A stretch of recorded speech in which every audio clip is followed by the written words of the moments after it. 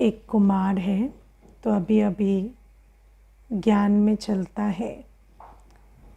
तो पीछे क्या हुआ कि लौकिक परिवार में कुछ झगड़ा हो गया था, है ना। माता पिता से, छोटे भाई से झगड़ा हो गया, तो उसने घर छोड़ दिया था। फिर रहता है आसपास, तो फिर सेंटर आने लगा, कोर्स करने लगा। घर वालों का फ़ोन भी नहीं उठाता था, बात भी नहीं करता था। फिर अभी उसके पिताजी की तबीयत खराब हो गई थी, तो फिर गया था घर। तो घर गया था, कई दिनों के बाद गया था। जाने से पहले भी जैसे ना उनसे लिखत में परमिशन ली थी कि मैं आ सकता हूँ या नहीं, है ना। बहुत ईगो में था ना, तो बोला लिख के दो मुझे, पिछली बार मेरे इंसल्ट किए थे, तो अभी मैं आऊँगा तो मुझे लिख के दो पहले। तो ऐसे करके गया था। फिर वहाँ झगड़ा हो गया, फिर आ गया। तो फिर कल मुझे कहता था कि अब पिताजी बीमार हैं, अच्छा नहीं लगता कि मैं यहाँ आकर बैठ गया, लेकिन वहाँ जाता हूँ तो बात सुनने की शक्ति भी नहीं है ना। तो मैंने कहा कब लौटे? तो कहते 3-4 दिन हो गए मुझे लौटे हुए, तो लेकिन मैं सेंटर भी नहीं आया और मैं ऐसे ही संकल्पों में बैठा रहा।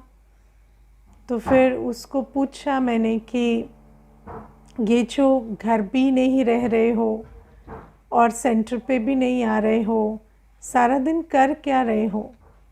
तो कहता बस सोचता रहता हूँ, है ना, घर के बारे में ही सोचता रहता हूँ, लेकिन घर जाता हूँ तो सहने की शक्ति नहीं है ना। तो फिर मैंने उसको कहा कि जब अभी सहने की शक्ति नहीं है तो अभी घर की बात को छोड़ दो।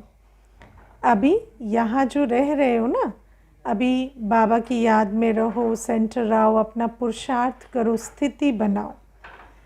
तो फिर कहता उस बीच अगर पिताजी को कुछ हो गया तो फिर क्या, है ना। तो अब क्या है, ये एग्जाम्पल क्यों दे रही हूँ, क्योंकि आत्मा को क्या होता कि जब पुरुषार्थ की बात आती तो उसको लौकिक के संकल्प चलते हैं, लेकिन लौकिक में भी चलने की ताकत नहीं है आत्मा में।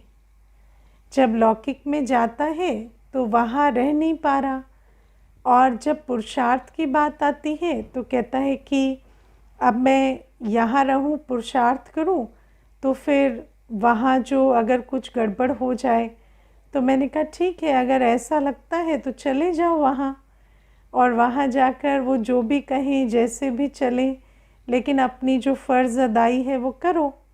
तो कहता पर उनकी बातें सुनने से ना कानों से वैसे तो खून नहीं निकलता, लेकिन ऐसे खून सा निकल आता है। तो सुनने की भी ताकत नहीं है और न्यारा होने की भी ताकत नहीं है ना। तो फिर मुझे कहता कि मैं वैसे आपको अपने दिल की बात कहूँ, मैं कभी कभी बाबा को कहता हूँ, बाबा ऐसे ही क्यों नहीं मेरे परिवार वाले एकदम बदल जाते, है ना, एकदम जैसे जैसा उनका स्वभाव है एकदम बदल जाए, कुछ ऐसा जादू हो जाए कि अगली बार मैं जाऊं तो सब प्यार से बात कर रहे हो, सबके अंदर सेंसिबिलिटी हो। अभी तो वो ऐसी बातें करते हैं ना जिसका ना सर होता है ना पैर होता है, ऐसा लगता है जैसे पता नहीं इनका दिमाग कहाँ है। लेकिन ऐसा नहीं हो सकता कि अगली बार मैं जाऊं तो सब कुछ बदल गया हो। अब ये बातें क्यों सुना रही हूँ, क्योंकि आज प्यारे बाबा हमें कहते हैं कि अभी जिस संसार में हम रह रहे हैं उसमें तो हमारे कर्म बंधन भी है और विकारों के बंधन भी हैं, और जब तक हम कर्म बंधन और विकारों के बंधनों को पार नहीं करेंगे, चुकता नहीं करेंगे, तब तक नई परिस्थितियां नहीं मिलेंगी, है ना। तो बाबा ने आज हमें कहा कि तुम्हें अशरीरी बनना पड़ेगा। तो ये जो एग्जाम्पल दे रही थी ये इसीलिए दे रही थी कि हम सोचते हैं कि सब कुछ नेगेटिव है, और नेगेटिव से सीधा पॉजिटिव हो जाए, है ना।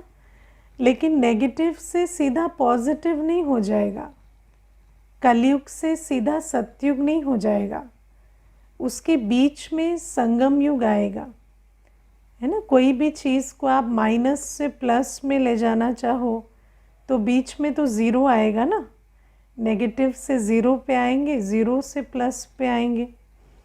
तो बाबा कहते हैं ऐसे ही अभी क्या है, तुम जिस देह से तुम्हारा लगाव है, जिन संबंधों से तुम्हारा लगाव है, जिस दुनिया से तुम्हारा लगाव है, वो उस दुनिया, उस देह, उस संबंधों में तुम्हारे कर्म बंधन और विकारों के बंधन बंधे हुए हैं। लेकिन अभी अगर उन कर्म बंधनों और विकारों के बंधनों को ख़त्म करना है तो पहले तो अशरीरीपन का अभ्यास करना पड़े। जिस देह, जिस संबंध और जिन पुरानी दुनिया के द्वारा ये कर्म बंधन और विकारों के बंधन प्रस्तुत होते हैं, उस सबसे पहले अपने आप को न्यारा करना पड़े और न्यारा करके बाबा की याद से, बाबा की श्रीमत पर चल अपने को पवित्र बनाना पड़े, है ना। हम सोचते हैं कि देह में आज रोग है, देह तकलीफ़ देती है, देह में 50 तरह की प्रॉब्लम्स आती हैं, तो अचानक देह जो है कंचन काया ऐसे ही बन जाए, है ना। लेकिन जिस देह से आपका लगाव है और जिस देह के द्वारा पुराने कर्म बंधन, विकारों के बंधन सामने आ रहे हैं, उस देह से पहले हमें न्यारा बनना पड़ेगा, है ना। ये देह ऐसे ही ठीक नहीं हो जाएगी, पहले तो हमें इस देह से न्यारा बन, इसकी फ़िक्र छोड़, बाबा की याद में रहे, स्वयं को पवित्र बनाने की फ़िक्र करनी पड़ेगी। और उसके बाद जब हम पवित्र बनेंगे तो फिर देह भी नहीं मिलेगी, है ना। तो ये जो पहले संगम युग में हमें अशरीरी बनना पड़ेगा। हम कभी कभी सोचते हैं कि शरीर, संबंध, परिस्थितियाँ ऑटोमेटिक बुरे से ठीक हो जाए, है ना, विपरीत से जो है वो अनुकूल हो जाए। लेकिन बाबा कहते हैं ऐसे नहीं होगा। पहले तो हमें समझना पड़ेगा कि 63 जन्मों के जो विकार और विकर्म हैं, उस आधार से आज ये जो हमें टीस होती है ना, जो दुख होता है, जो डिस्कम्फर्ट होता है, शरीर के आधार से, परिस्थितियों के आधार से, संबंधों के बीच रहते, उस सब के लिए 2 बातें जिम्मेवार हैं। एक, जो हमने विकारों के संस्कार बनाए हैं, दूसरे जो हमने विकारों के आधार से कर्म कर कर विकर्मों का खाता बनाया है। और बाबा कहते जब तक तुम इस सब से न्यारे होकर मेरी याद में रहे, उन विकर्मों को विनाश नहीं करो, कर्म बंधनों को चुक्त नहीं करो, तब तक नई कंचन काया वाली देह या मीठे संबंध या अनुकूल परिस्थितियाँ, सतयुगी सृष्टि के सुख तुम्हें मिल नहीं सकते, है ना। इसीलिए ये बहुत इम्पोर्टेंट चीज़ है समझने की कि एक जन्म हमें, बाबा ने आज कहा ना, मैं तुम्हें अगम निगम के भेद समझाता हूँ ना। शिव का डमरू डम डम बोले, अगम निगम के भेद खोले। तो बाबा ने हमें अगम निगम के भेद समझा दिए कि हम कहाँ खड़े हैं। हम आत्मा परमधाम से आए, 21 जन्म सुख का पाठ बजाया, 63 जन्म हम माया के प्रभाव में रहे, हमने विकार भी, विकारी संस्कार भी बनाए और विकर्म भी किए, और सबके बाद आज हम कहाँ बैठे, अंत में, जहाँ वो सारे खाते सामने आ रहे हैं। और अभी जब तक हम न्यारे बन बाबा की याद से उन सबको चुक्त नहीं करेंगे, तब तक वापस जाना और फिर सुख की दुनिया में आना पॉसिबल नहीं है। तो तो ये सारा ज्ञान बाबा ने हमें समझाया है। और फिर विकर्मों को विनाश कैसे करें, पुराना खाता चुक्त कैसे करें, ये सारी चीज़ें बाबा ने हमें समझाई। और आज बाबा जो हमें कहते हैं कि तुम्हारे विकारों के भी बंधन हैं और कर्म बंधन भी हैं, तो समझते हो इन दो बातों को, है ना। विकारों के बंधन के आधार, विकारों का बंधन और कर्म बंधन का जो कॉम्बिनेशन होता है ना, उसी से हमें दुख की अनुभूति होती है ना। क्योंकि एक तो कर्म बंधन है, कर्म बंधन के कारण विपरीत परिस्थितियां होती हैं। शरीर में रोग है, कष्ट है, शरीर के द्वारा हिसाब किताब आ रहे हैं, या संबंधों के द्वारा आ रहे हैं, या धन के द्वारा, या वस्तु वैभव की कमी के द्वारा वो सारे हिसाब किताब आ रहे हैं, क्योंकि पुराने कर्मों का खाता है। लेकिन उसके साथ साथ हमारे संस्कार कैसे हैं, बहुत विकारी हैं, है ना। तो इसीलिए विकारी संस्कार वाली आत्मा जो है उसको हर बात में तकलीफ होती है। अगर संस्कार शुद्ध होते, परिस्थितियां विपरीत भी होती तो चलता, या संस्कार विपरीत हो, संस्कार विकारी होते, परिस्थितियां अनुकूल होती तो भी चलता। लेकिन दोनों का कॉम्बिनेशन जब हो जाता तो फिर कष्ट की, दुख की अनुभूति होती है। इसलिए बाबा हमें कहते कि अब तुम अशरीरी बन जाओ। अशरीरी बन जाओ माना अपने आप को देह के धर्मों, संबंधों, परिस्थितियों से भी न्यारा करके देखो, और अपने स्वभाव संस्कारों से भी अपने को न्यारा करके देखो, और बाबा के साथ सर्व संबंधों का सुख अनुभव करते हुए अपने श्रेष्ठ संस्कारों को इमर्ज करते हुए विकर्मों को विनाश करो, है ना। क्योंकि जब तक न्यारे नहीं रहते, अटैच होते हैं, तो जिससे अटैच होते हैं उसकी उस चीज़ की परिस्थिति, वो दुख आत्मा को अनुभव होने लगता है। इसलिए बाबा आज हमें ये बात समझाते हैं कि ऐसा नहीं हो सकता कि एकदम से तुम कलयुग से सतयुग में चले जाओ। पहले तो तुम्हें ये पूरा पुरुषार्थ करना पड़ेगा, कर्म बंधनों को भी चुक्त करना पड़ेगा और विकारों के बंधनों को भी अपना ख़त्म करना पड़ेगा, है ना। आपके अंदर कौन कौन से विकारों के बंधन है, बंधन है ना। कहते हैं ना कि मेरे मुख से निकल जाता है, मैं क्रोध कर देता हूँ, मेरे से इतना धैर्य नहीं रहा जाता, धैर्यता का गुण नहीं है, या मेरे अंदर बहुत इम्पेशंस आ जाती है, या मेरे अंदर संकल्प चलने लगते हैं, ओवर थिंकिंग का संस्कार है। तो ये सब क्या है, ये विकारों के बंधन हैं जो हमारे अंदर अभी चलते हैं। और दूसरे कर्म बंधन है। कर्म बंधन क्या होते हैं, विपरीत परिस्थितियाँ। अब विपरीत परिस्थिति आप किसे कहेंगे, है ना। तो एक चीज़ हम यहाँ समझेंगे कि ज्ञानी के लिए विपरीत परिस्थिति और अज्ञानी के लिए विपरीत परिस्थिति अलग अलग होती है ना। मानो विपरीत परिस्थिति का जो स्वरूप है वो ये है कि सुबह सुबह आपके आसपास 3:30-4 बजे, है ना, कोई फैक्ट्री है जहाँ पर काम शुरू हो जाता है।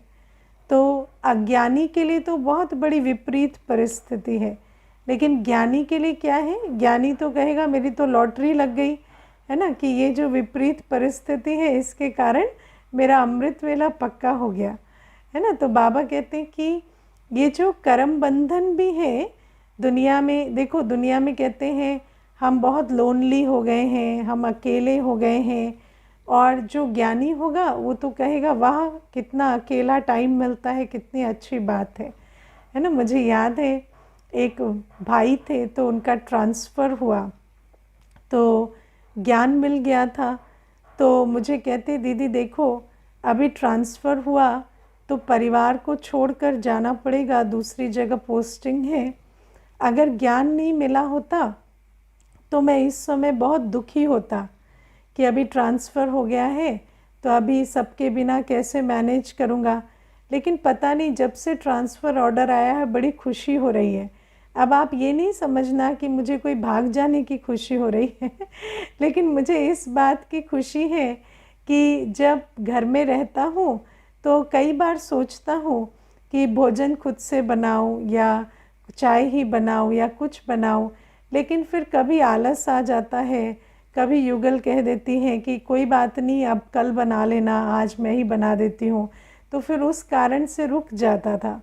लेकिन अभी क्या है कि अभी वहाँ जाऊँगा तो फिर अपना भोजन भी स्वयं बनाऊँगा, पुरुषार्थ भी करूँगा और फिर वहाँ टाइम भी बहुत मिलेगा, क्योंकि यहाँ पर अनेक जिम्मेवारियाँ रहती थी। और मैं ऐसा समझता हूँ कि अगर मुझे चॉइस मिलती तो शायद ऐसे लेता नहीं, लेकिन ड्रामा अनुसार ये बहुत अच्छी चीज़ हुई है। तो मैं जब तक वापस आऊँ, मैं चाहता हूँ मैं अपनी स्थिति ऐसी बना लूँ कि जब वापस आऊँ तो भी मुझे संकोच ना हो कि मैं भंडारे में घुस के खाना बना रहा हूँ या है ना भोजन बनाऊँ, या बच्चों के लिए भी मैं बनाकर पैक कर दूँ। तो मुझे ऐसा लगता है मेरी अवस्था परिपक्व होने के लिए बहुत अच्छा मुझे अवसर मिला है। तो आप देखो कि जब हमें ज्ञान मिल जाता है तो ज्ञानी के लिए परिस्थितियाँ जो होती हैं, कौन सी परिस्थिति विपरीत है और कौन सी परिस्थिति अनुकूल है, उसकी परिभाषा भी जैसे बदल जाती है ना। एक बार एक माता आई थी तो बहुत रोती थी कि मुझे संतान प्राप्ति नहीं हुई, मुझे बच्चे का सुख नहीं मिला, तो ऐसे बहुत रोती थी। तो उसको फिर समझाया कि अगर ज्ञानी की दृष्टिकोण से देखें तो आप तो कर्म बंधन मुक्त हैं, आप चाहें तो ईश्वर को अपना सारा जीवन समर्पण कर सकते हैं, है ना, अपना समय संकल्प सब कुछ दे सकते हैं, बाबा को अपना अकेला बच्चा बना सकते हैं। तो फिर उसको बहुत खुशी हुई वो बात जानकर। तो बाबा हमें कहते हैं एक तो ज्ञान मिलने से ही, ज्ञान को धारण करने से ही कई कर्म बंधन, तो जो पहले कर्म बंधन लगते थे वो अब कर्म बंधन नहीं लगते, लेकिन फिर धीरे धीरे बुद्धि का ताला खुल जाता है। तो जो चीज़ें पहले लगती थी कि ये बहुत सौभाग्य की बात है, वो कर्म बंधन लगने लगते हैं, है ना। जैसे पहले ये नहीं पता था कि अगर पवित्र बनना चाहेंगे, अगर लोभ मोह से छूटना चाहेंगे, नष्ट मोहा बनना चाहेंगे, तो फिर कोई आपत्ति होगी। लेकिन अभी समझ में आता है कि अपनी जीवन में पवित्रता की धारणा, चाहे भोजन की, चाहे है ना शारीरिक पवित्रता, चाहे कोई भी और प्रकार से जब पवित्र बन रहे हैं तो या नष्ट मोहा बन रहे हैं, तो हर एक को जैसे थोड़ी सी तकलीफ होने लगी है। तो ये सारी बातें अब लगता है कि हाँ ये कर्म बंधन है, या अपने जो विकारी स्वभाव संस्कार हैं जिस कारण से वो पुरुषार्थ, वो सेवा नहीं कर पाते जो हमें करनी चाहिए, वो कर्म बंधन है। मानो किसी को नींद आती है ज़्यादा, या आलस का संस्कार है, या आराम पसंदी है, या विकार का संस्कार अपने अंदर बहुत है, क्रोध है, तो पता चलता है कि हाँ ये हमारे विकारों के बंधन है, ये हमारे कर्म बंधन है। और बाबा कहते जब तक, और इन सब का जो ट्रिगर पॉइंट होता है वो पुरानी दुनिया से लगाव होता है, देहाभिमान होता है।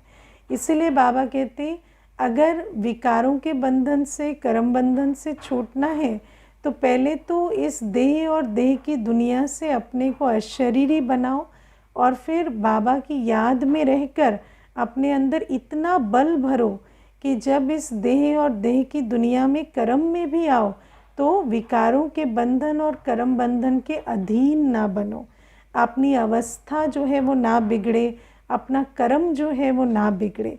और धीरे धीरे जैसे कर्म के खाते चुक्त हो जाएंगे तो एक ऐसा समय आएगा जब हम ऐसी दुनिया में चले जाएंगे जहाँ ना कोई विकारों के बंधन है, ना कोई कर्म बंधन है।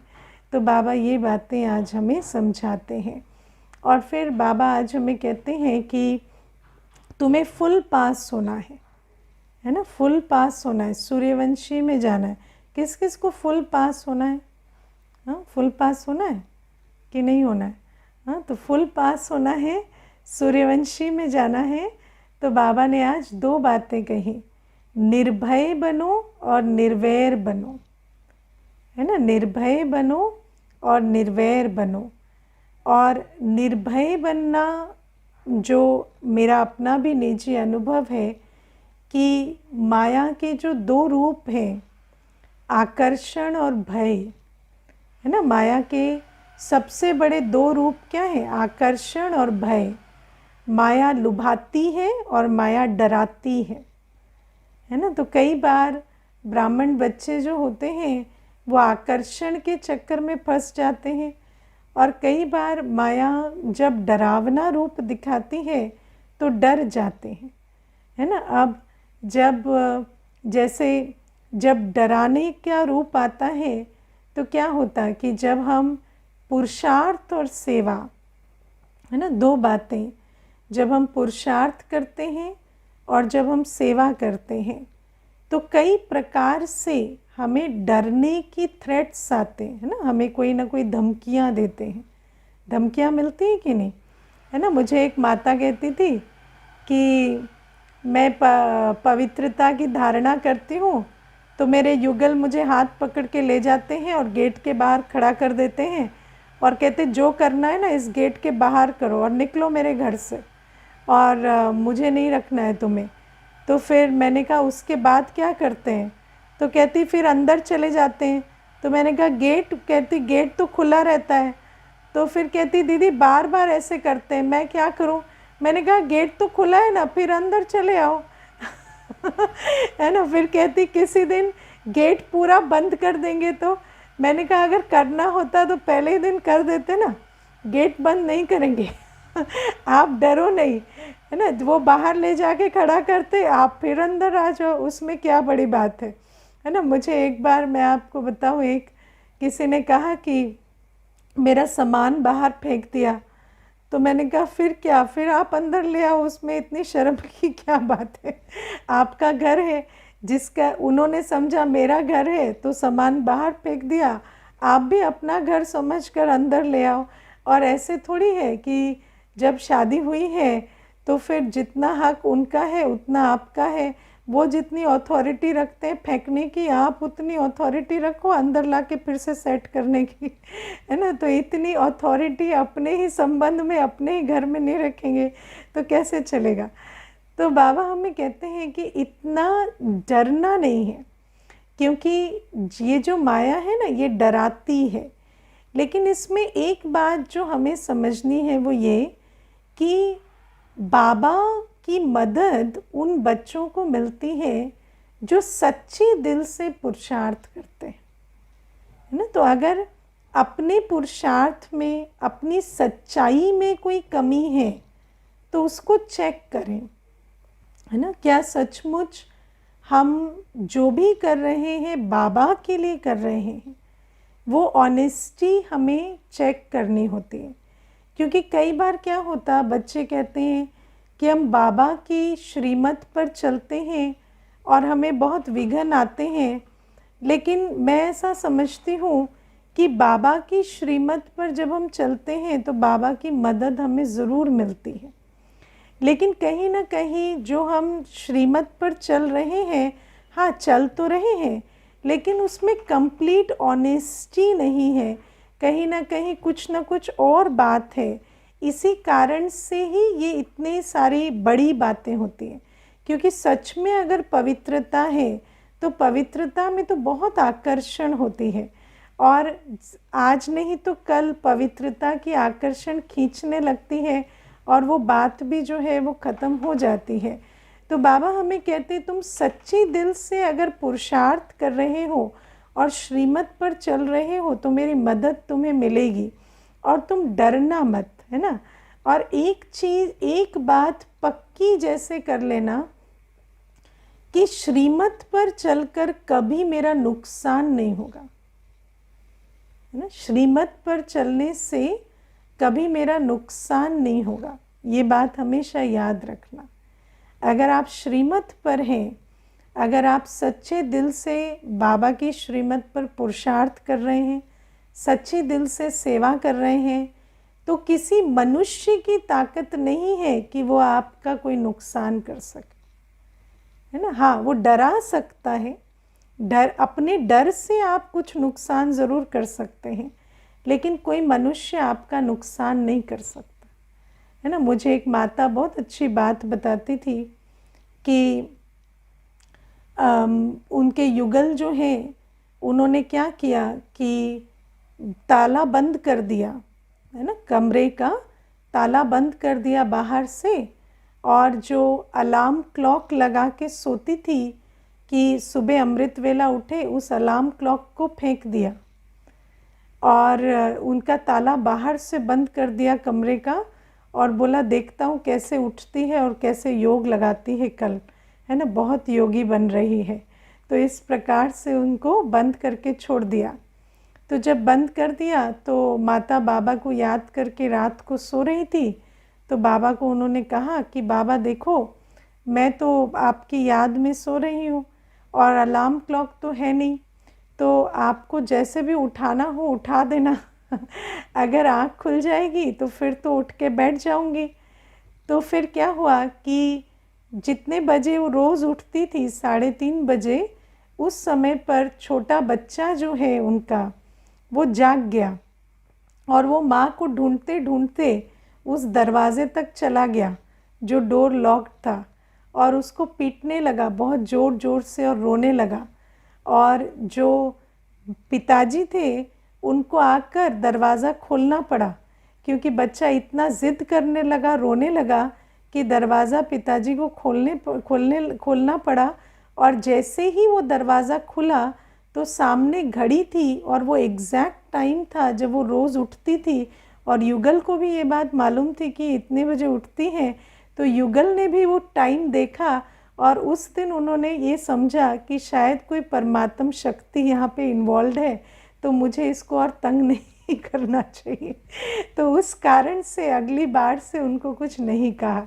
उन्होंने कहा जो करते हो करो, मरो जो करना है, लेकिन मैं और आगे से नहीं कहूँगा, बाकी तुम्हारी मर्ज़ी है। तो नाराज़गी में ही कहा, लेकिन उसमें उसके बाद से और उनको तंग नहीं किया। तो ये भी क्या है, देखो बाबा की मदद भी मिलती है, हर प्रकार से सब कुछ होता है। अगर सच्ची दिल से हम पुरुषार्थ कर रहे हैं, सच्ची दिल से सेवा कर रहे हैं और हम किसी को दुख नहीं दे रहे, भले ही कोई कितना भी कुछ कर रहा है, अगर हम अपनी तरफ से कोई क्रोध नहीं कर रहे, दुख में नहीं आ रहे, देहाभिमान में नहीं आ रहे। देखो जब कोई डराता है, जब कोई आपको तंग करता है, तो उस समय पर हमें बाबा की याद में रहकर सहनशीलता से चलना होता है और बाबा को पुकारना होता है। अगर हम लॉ अपने हाथ में स्वयं ही उठा लेंगे कि यहाँ तो मुझे ही फैसला करना है, तो फिर बाबा क्यों मदद करने आएंगे। लेकिन अगर हम लॉ अपने हाथ में नहीं उठा रहे और हम बाबा की याद में सहनशील होकर चल रहे हैं, तो बाबा की मदद भी मिलती है और वो कर्म बंधन भी सेटल हो जाता है। तो इसीलिए बाबा कहते हैं कभी भी डरना नहीं है, अपने पुरुषार्थ को लिमिट नहीं करना। आप पवित्रता का पुरुषार्थ करेंगे, आप सेवा करेंगे, बहुत सारे प्रकार के विघ्न आएंगे, लेकिन बाबा कहते हैं उन विघ्नों से आप डरना नहीं। लेकिन डरना नहीं का मतलब ये नहीं डेयर डेविल बन जाना। आजकल तो दुनिया में कहते हैं ना डेयर डेविल, डेयर डेविल माना जिसमें बहुत हिम्मत होती है वो अपनी आसुरी शक्तियों का प्रदर्शन करने लगते हैं, है ना। तो ऐसे नहीं कि हम तो डरते नहीं हैं, तो आप एक कहेंगे तो हम 4 कहेंगे, वो वाली बात नहीं है। वहाँ पर हमें बाबा की याद के बल से, अपने गुणों के बल से, बाबा की मदद के बल से, सहन शक्ति के बल से हमें चलना होता है। और उस समय पर अगर हम अपने स्वमान में रहकर बाबा की याद में रहकर चलते हैं, तो बाबा की मदद भी हमें मिलती है। तो बाबा हमें ये बातें कहते हैं। और अगर हम अपने विकर्मों का खाता बना रहे हैं, तो लॉ तो हम अपने हाथ में ले ही रहे हैं, फिर बाबा को हमारी मदद करने की क्या ज़रूरत है। बाबा भी साक्षी हो जाएगा कि ये तो माया के अस्त्रों शस्त्रों से लड़ ही रहे हैं, फिर मुझे आकर अपनी मदद देने की क्या आवश्यकता है। तो ये बाबा हमें कहते कि तुम्हें सूर्यवंशी पद पाना है तो बिल्कुल निर्भय रहो, पीछे मत हटो और ना ही किसी से लड़ो, है ना। तुम्हें बस बाबा की याद में रहकर अपना कर्म करते रहना है। तो बाबा कहते ये। दूसरा, निर्वैर बनो। ऐसा भी नहीं कि विघ्न डालने वाले के प्रति आपके मन में नाना प्रकार के संकल्प चल रहे हैं और उनके प्रति आपकी भावनाएं विकृत हो चुकी हैं, तो उसमें भी क्या हुआ कि हम तो फिर वही कलयुग का सिद्धांत कि गलत के बारे में गलत सोचना गलत नहीं है ना, उसी को अपना रहे हैं। तो बाबा कहते तुम्हारी संगम युग की शिक्षाएं कहाँ गई कि कोई कितने भी विघ्न डाले तुम उन पर फूलों का हार चढ़ाओ, चाहे ही कोई कितना भी करे, आप अपने दिल को कभी भी मैला नहीं करो, है ना। जिसने जो किया अपने संस्कारों वश किया, आपका क्या गया, कोई आपका भाग्य छीन सकता है क्या? कोई कुछ भी करे, आपका भाग्य तो आपके कर्मों से बनता है। आप हिम्मत वाले हैं, आपने अपना कर्म किया है तो आपका भाग्य कोई छीन नहीं सकता। और जिसने आपका भाग्य ही नहीं छीना, उससे क्या दुश्मनी है आपकी उससे क्या वैर है आपका, है ना। तो हमें ये बात समझनी है कि हमारा कोई वैरी नहीं है, हमारा कोई दुश्मन नहीं है।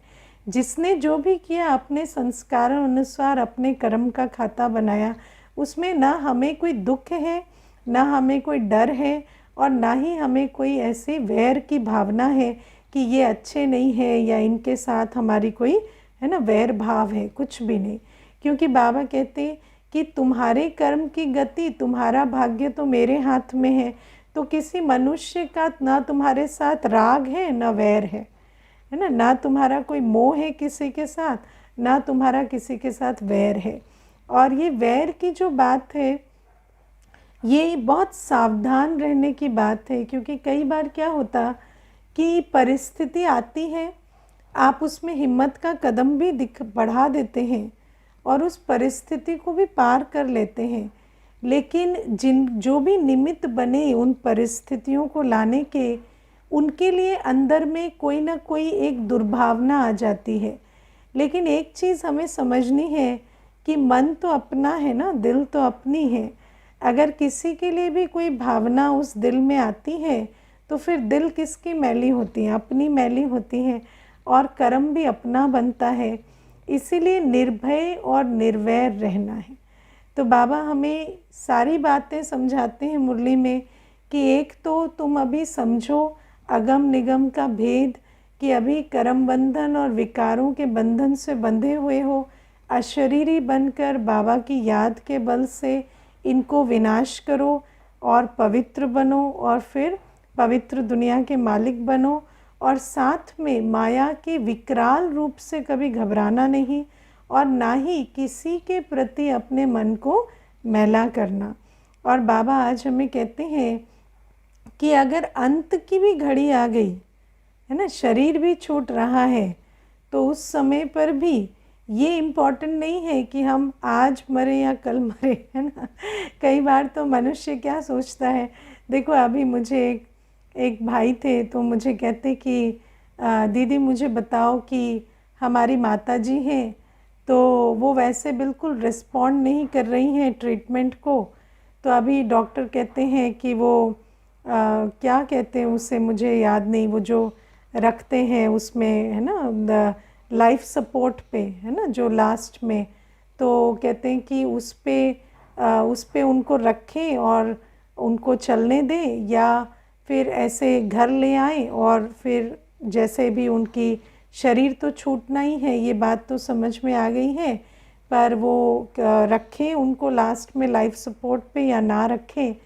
तो मैंने उनको कहा कि ये जो आप ये प्रश्न पूछ रहे हैं ना, ये गलत प्रश्न है ना। क्योंकि वो आज शरीर छोड़ती हैं या महीने बाद छोड़ती हैं, क्योंकि माताजी की आयु 92 है ना, वेंटिलेटर पे, है ना। तो वेंटिलेटर की बात वो पूछ रहे थे कि 92 की आयु है, तो आज शरीर छोड़े या महीने बाद छोड़े।